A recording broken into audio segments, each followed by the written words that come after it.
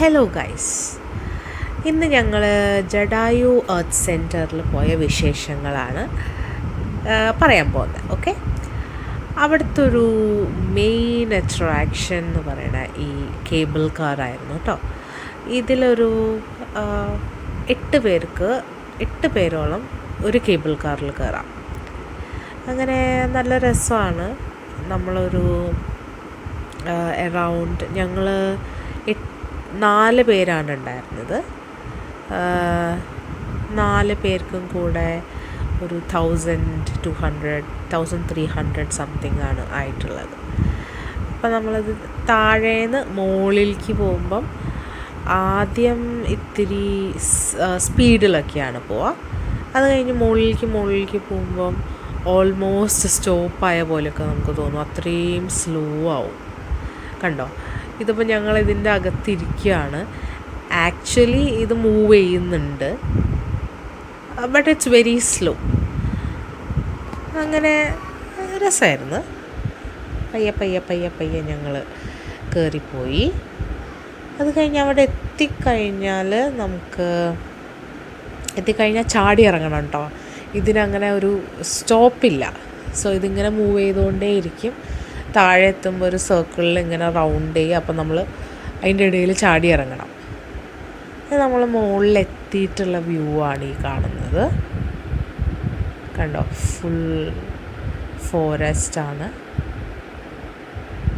ഇവിടുത്തെ മെയിൻ പ്രത്യേകത എന്ന് പറയുന്നത് ഇത് വേൾഡ്സ് ലാർജസ്റ്റ് ബേർഡ് സ്കൾപ്ചറാണത്.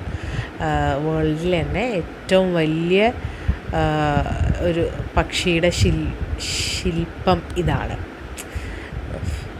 വല്ലാത്തൊരു ട്രാൻസ്ലേഷനായിപ്പോയി. Leave it guys. നമ്മുടെ വാച്ചും നമ്മുടെ കുട്ടാപ്പും ഒക്കെ ചില്ല് ചെയ്യുന്നുണ്ട്, ഓടി നടന്ന് കളിക്കുന്നുണ്ട്. പിന്നെ ഞങ്ങൾ പോയത് നമ്മളെപ്പോഴും അവിടെ എത്തുമ്പോൾ ഒരു 9:30-10 ഒക്കെ ആകുമ്പോഴത്തേന് എത്താൻ നോക്കുക. നമ്മൾ ഈ മുകളിൽ ഈ സ്കൾപ്ചറിൻ്റെ അവിടെ എത്തുമ്പം ഒരു 11:30 ഒക്കെ കഴിഞ്ഞാൽ പിന്നെ പൊരിഞ്ഞ ചൂടായിരിക്കും. പിന്നെ നമുക്കത് എൻജോയ് ചെയ്യാൻ പറ്റില്ല. അപ്പോൾ ഞങ്ങളിത് പോയപ്പോൾ എങ്ങനെയായിരുന്നു എന്ന് വെച്ചാൽ, അത്രയ്ക്ക് വെയിലില്ലാത്തൊരു, അതായത് ഒരു മഴക്കാലം എന്ന് പറയാൻ പറ്റില്ല. ആക്ച്വലി ഞങ്ങൾ മഴക്കാലത്താണ് പോയത്, പക്ഷേ ഭാഗ്യത്തിന് മഴയുണ്ടായില്ല. ഞങ്ങളവിടെ എത്തുമ്പോൾ ഓൾമോസ്റ്റ് ഒരു 11 ഒക്കെ ആയിട്ടുണ്ട് ശരിക്കും പറഞ്ഞാൽ. പക്ഷേ കണ്ടോ, മുകളിൽ നല്ല കാർമേഘമൊക്കെയുള്ള കാരണം ഒരു അത്യാവശ്യം നല്ല ക്ലൈമറ്റായിരുന്നു. അപ്പം അങ്ങനത്തെ ക്ലൈമറ്റിൽ പോയാലും നല്ലതാണ് കേട്ടോ. ആ ബേർഡിൻ്റെ സ്കൾപ്ചർ ഒരു രക്ഷയില്ല കേട്ടോ. ജഡായു പക്ഷിയുടെ ഒരു സ്കൾപ്ചറാണിത് ശരിക്കും പണിത് വെച്ചിട്ടുള്ളത്. അപ്പോൾ അത് ശരിക്കും കാണാനുണ്ട്. പിന്നെ അവിടെ അതിൻ്റെ അകത്ത് എന്തൊക്കെയോ അവർ കൺസ്ട്രക്റ്റ് ചെയ്യുന്നുണ്ട്, പക്ഷേ അതായിട്ടില്ല. നമുക്കിവിടെ ആക്ച്വലി ഈ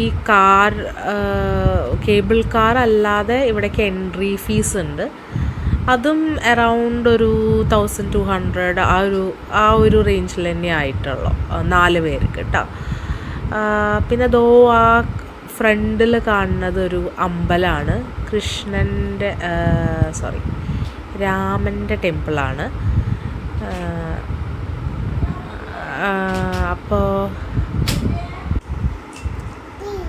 പിന്നെ നമ്മൾ കൃഷ്ണൻ്റെ ടെമ്പിളിലേക്ക് കയറാനായിട്ടൊരു പ്ലാൻ ഉണ്ടായിരുന്നു. പക്ഷെ അവിടെ ചെന്നപ്പം ഭയങ്കര തിരക്കായിരുന്നു, ഭയങ്കര ക്യൂ ആയിരുന്നു. ചെരുപ്പ് വെക്കാൻ തന്നെ നല്ല ക്യൂ ആയിരുന്നു. ഇതെൻ്റെ ഒരു ഫ്ലോപ്പായ ടൈം ലാപ്സ് വീഡിയോ ആണ്, നിങ്ങൾ കണ്ടോളൂ. അത് കഴിഞ്ഞ് പിന്നെ ഇത് മാത്രമേ ഉള്ളൂ കേട്ടോ, ഇതിൻ്റെ അകത്തെ സാധനങ്ങളൊന്നും ഓപ്പൺ ആയിട്ടില്ല. അത് കഴിഞ്ഞ് നമ്മൾ തിരിച്ച് കേബിൾ കാറിൽ തന്നെ താഴോട്ട് വരാണ്. കണ്ട, പുറകിൽ നമുക്ക് ആ സ്കൾപ്ചർ കാണാം, ബേർഡിൻ്റെ സ്കൾപ്ചർ കാണാം. അപ്പോൾ എല്ലാവരും എൻജോയ് ചെയ്തു. അപ്പോൾ ഇനി ഞങ്ങൾ അതിൻ്റെ ഒപ്പം തന്നെ നമുക്ക് ഇത്തിരി വിശപ്പുമായിട്ടുണ്ട്. കണ്ടോ, താഴോട്ട് വരുമ്പോൾ സ്പീഡ് കൂടി വരാണ് കേബിൾ കാറിൻ്റെ. അപ്പം ഇവിടെ ആക്ച്വലി ഈ ജഡായു സെൻറ്ററിൽ നിന്ന് ഇറങ്ങിക്കഴിഞ്ഞാൽ വിത്തിൻ ഒരു 1 or 2 കിലോമീറ്റേഴ്സിലാണ് നമുക്ക് വഴിയോരക്കടയുള്ള. വഴിയോരക്കട കുറേ ഉണ്ട്, പക്ഷേ ആദ്യമായിട്ട് ഫേമസ് ആയ നല്ല ചോറും കുറേ ഫിഷ് വെറൈറ്റീസും ഒക്കെ കിട്ടുന്ന വഴിയോരക്കടയിൽ നിന്നാണ് നമ്മൾ ഫുഡ് കഴിക്കാൻ പോകുന്നത്. അത് കഴിഞ്ഞ് ഇവിടെ നിന്നൊരു ഓൾമോസ്റ്റ് ഒരു നമ്മളതാ വഴിയോരക്കട എത്തി. ഇതാണ് നമ്മുടെ ഒറിജിനൽ വഴിയോരക്കട. അങ്ങനെ ഞങ്ങൾ പോയി. അവിടെയും ഈ പറഞ്ഞ പോലെ ഫാമിലീസൊക്കെ ഒത്തിരി വരുന്ന ഒരു സ്ഥലമാണ്. ഒരു ബേസിക് സീറ്റിംഗ് അറേഞ്ച്മെൻറ്റ്സ് ഒക്കെ നോക്കുകയാണെങ്കിൽ ഒരു ബേസിക് സീറ്റിംഗ് അറേഞ്ച്മെൻറ്റ്സ് ആണ്. പക്ഷേ ഫുഡൊക്കെ കൊള്ളാം. എനിക്ക് എന്തോ ലൈക്ക് ലാസ്റ്റ് ടൈം ഞാൻ വന്നപ്പോൾ കഴിച്ചത്രയ്ക്കും അങ്ങോട്ട് ഒരു സാറ്റിസ്ഫാക്ഷൻ ഇപ്രാവശ്യം കിട്ടിയില്ല. മേ ബി ആ ഓർഡർ ചെയ്ത ഡിഷസിൻ്റെ ആയിരിക്കും. നമ്മളിപ്രാവശ്യം എന്താണ് മട്ടൻ്റെ കരൾ, മട്ടൻ വട്ട്, അങ്ങനെ ആ ഒരു ഐറ്റം ഓർഡർ ചെയ്തിരുന്നു. പിന്നെ മീൻ ഓർഡർ ചെയ്തിരുന്നു. മീൻ ഏതാ ഓർഡർ ചെയ്തതെന്ന് ഞാൻ വിട്ടുപോയി. ഷുട്ടാപ്പി ഇതേ പപ്പടം കഴിച്ച് വയറ് നിറയ്ക്കുന്നുണ്ട്. ഷുട്ടാപ്പിക്ക് പപ്പടം കിട്ടിക്കഴിഞ്ഞാൽ പിന്നെ വേറെ ഒന്നും വേണ്ട, ചോറ് വേണ്ട, ഓൺലി പപ്പടം മതി. പിന്നെ നമ്മൾ ചിക്കൻ പെരട്ട് ഓർഡർ ചെയ്തു. ചിക്കൻ പെരട്ട് നല്ല ടേസ്റ്റി ആയിരുന്നു. പിന്നെ ഫിഷും ടേസ്റ്റി ആയിരുന്നു. മട്ടൻ്റെ ലിവറും വട്ടും കരളും, അതാണ് ഐറ്റം. വട്ടും കരളും അതങ്ങോട്ട് ഞങ്ങൾക്ക് അത്രയ്ക്ക് അങ്ങോട്ട് ഇഷ്ടപ്പെട്ടില്ല. നമ്മൾ ഉദ്ദേശിച്ചൊരു ഐറ്റം അല്ല കിട്ടിയത്. പിന്നെ അപ്പോൾ ഞങ്ങൾ ഒരുവിധം പപ്പടമൊക്കെ പിച്ചി കഴിഞ്ഞപ്പോഴത്തേനും പിന്നെ നമുക്ക് സാധാരണ ഇത്രയും കറികളുണ്ട്. ഇപ്പം എന്താ പറയുക, നമ്മളീ കൊല്ലം ട്രിവാൻഡ്രം സൈഡിലേക്കൊക്കെ വരുമ്പോൾ നമ്മൾ ഇപ്പം നോർത്ത് സൈഡ് വെച്ച് നോക്കുമ്പം ഡിഷസിൻ്റെ ഒക്കെ ഒരു വേറെ സ്റ്റൈലാണ്. ഇതാണ് മട്ടൻ്റെ വട്ടും കരൾ കേട്ടോ. ഇത് ചിക്കൻ പെരട്ടാണ്. പിന്നെ നമ്മൾ 2 ഫിഷ് ഐറ്റം ഉണ്ടായിരുന്നു കേട്ടോ. ഒരു ഫിഷ് കറിയും പിന്നെ മീൻ പൊരിച്ചതും ഉണ്ടായിരുന്നു. അവിടെ നിന്ന് ഞങ്ങൾ നേരെ വർക്കലയ്ക്കാണ് വെച്ച് പിടിച്ചത്. വർക്കല ബീച്ചൊക്കെ ഭയങ്കര വയലൻ്റ് ആയ കാരണം നമ്മളത് അധികം എൻജോയ് ചെയ്തില്ല. പക്ഷെ ഞങ്ങൾ അവിടെ ചെന്ന് സ്റ്റേ ചെയ്ത റിസോർട്ടാണത് കേട്ടോ. ഇത് പാഡിൽ കൾട്ട് റിട്രീറ്റ് എന്ന് പറഞ്ഞൊരു റിസോർട്ടാണ്. നല്ല അടിപൊളിയായിട്ടുള്ള സ്ഥലമായിരുന്നു. ഈ പാഡ്ലിംഗ് ഒക്കെ ചെയ്യുന്നവർക്ക് ഭയങ്കര ഇൻട്രസ്റ്റിംഗ് ആയി തോന്നും. പാഡ്ലിങ്ങിൻ്റെ തീമിലുള്ളൊരു റിസോർട്ടാണ്. അപ്പം ഞങ്ങൾ ജസ്റ്റ് അവിടെ ഒരു ഷോർട്ട് ഡ്യൂറേഷനേ ഉണ്ടായിരുന്നുള്ളൂ വർക്കലയിൽ. ക്ലിഫ് ഒന്ന് എക്സ്പ്ലോർ ചെയ്തു.